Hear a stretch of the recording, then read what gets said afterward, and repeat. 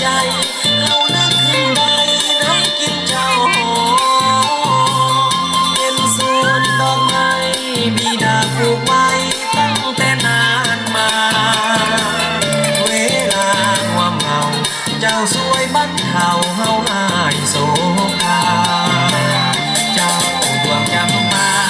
ผู้เพียงเข้ามาแต่ยามน้อย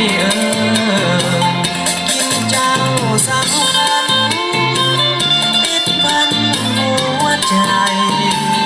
เป็นหน้าใครแทนไว้เสยสมยามเหงาเฮาดมโอ้จำปาหอมเมื่อดมกินเจ้าปานพบสู่เก่าที่พาจากไปเจ้าเป็นดอกไม้ที่งามวิไลตั้งแต่ใดมา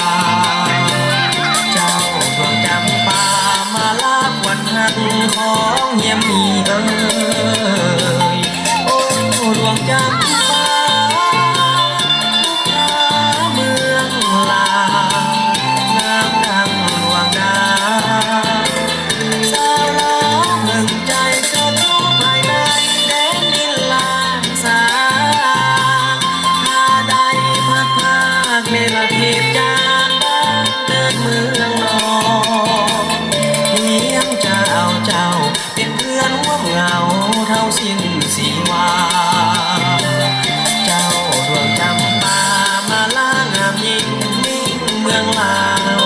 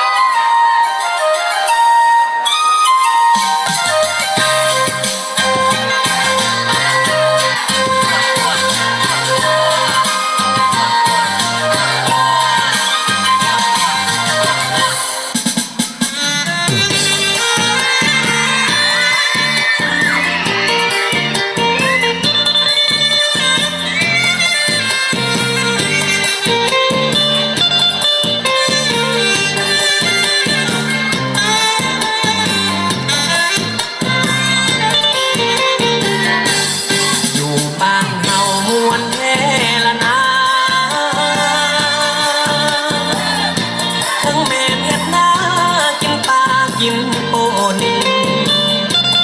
แกงหน่อส้มใส่กับปลาขอโทษมีความสุขเหลือล้